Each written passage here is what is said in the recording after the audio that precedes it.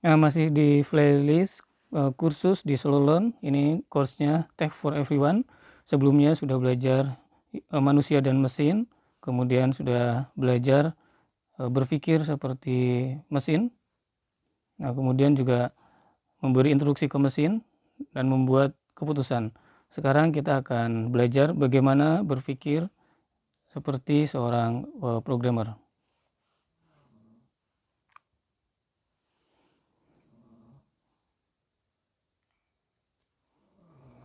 Nah, semakin dengan meningkatnya proses, pemrosesan komputer, mesin itu dapat menyelesaikan lebih banyak pekerjaan-pekerjaan yang rumit.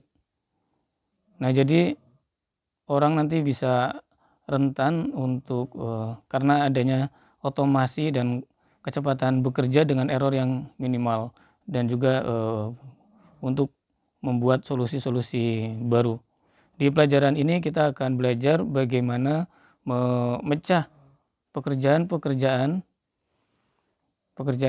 komputer sehingga mereka bisa mengerti instruksi yang kita berikan.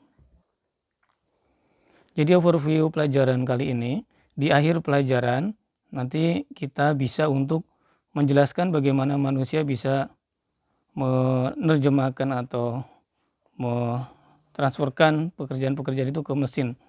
Nah, kemudian menentukan kebutuhan untuk bahasa pemrograman dan memberikan contoh algoritma. Manusia menggunakan kode untuk berkomunikasi dengan mesin sehingga mesin bisa menyelesaikan, tugas-tugas untuk kita.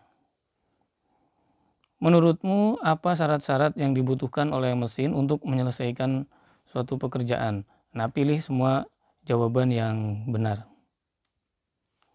Yang pertama ini, jika suatu pekerjaan kompleks, maka perlu dipecah menjadi, tahap-tahap yang lebih sederhana.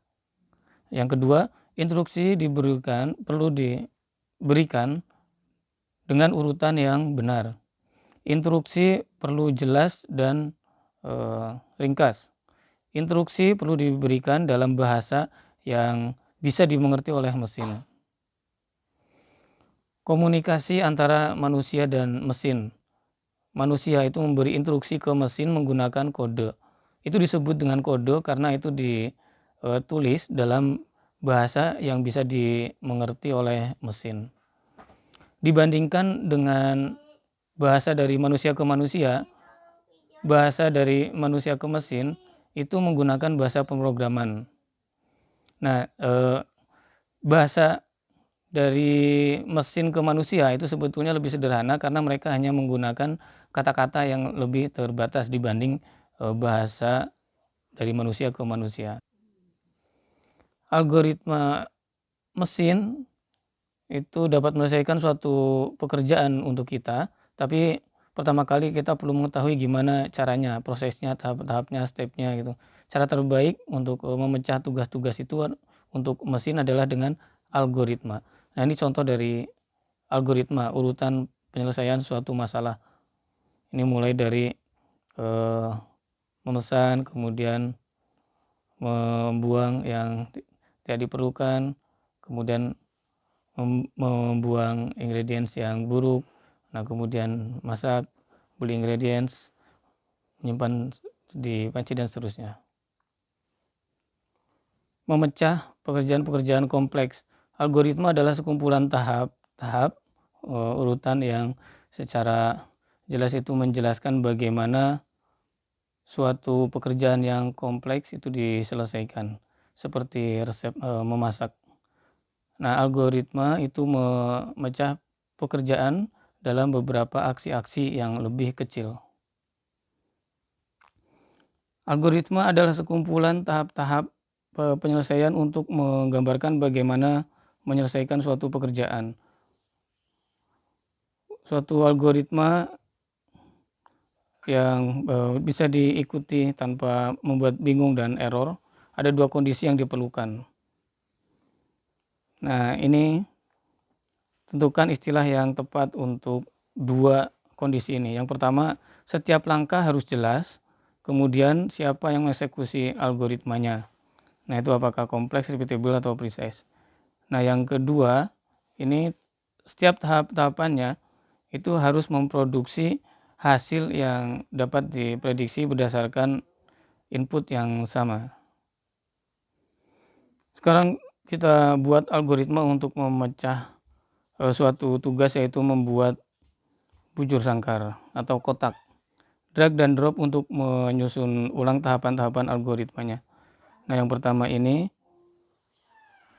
diputar 90 derajat searah jarum jam. Kemudian yang kedua ini lakukan total 4 kali, kemudian bergerak selama banyak 2 unit. Representasi algoritma. Nah, algoritma ini bisa direpresentasikan dalam beberapa jenis atau bentuk. Yang pertama ini misalkan dalam bentuk kalimat penjelasan seperti ini: move forward 4 units, then turn clockwise 90, kemudian berputar 90 derajat, lakukan hal itu sebanyak 4 kali. Nah, bentuk yang kedua ini dalam bentuk seperti ini: pen down, pensil diturunkan, kemudian count-nya ini diisi dengan 0, kemudian diulangi sampai count-nya 4. Forward-nya 4, clockwise 90 derajat, count-nya ini ditambah 1. Nah, ini diulang, di repeat.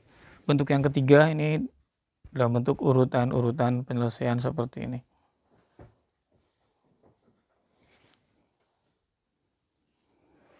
Representasi algoritma, kalau kita baru ke algoritma, ini bahasa alami, ini adalah lebih pas untuk memulai.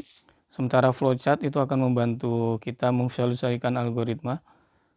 Nah, nanti di modul ini kita akan membuat kode linear sebagai urutan tahap-tahap. Semakin kompleks algoritmanya akan mungkin nanti ada pengulangan, ada kemudian percabangan untuk mengambil keputusan. Kemudian pseudocode ini untuk membuat simple bahasa yang lebih dekat ke bahasa pemrograman, tapi bukan bahasa pemrograman. Itu kenapa disebut dengan pseudocode. Tahap-tahap untuk menyelesaikan suatu task atau tugas ini ditulis sebagai instruksi ke mesin untuk dilakukan oleh mesin. Nah, pseudocode ini generik dan tidak spesifik ke bahasa pemrograman tertentu. Drag dan drop untuk mengidentifikasi beberapa jenis representasi. Nah, yang satu ini apakah natural language, pseudocode, atau flowchart. Yang dua, nah ini apa, natural language, pseudocode, atau flowchart. Yang ketiga juga apakah natural language, pseudocode, atau flowchart.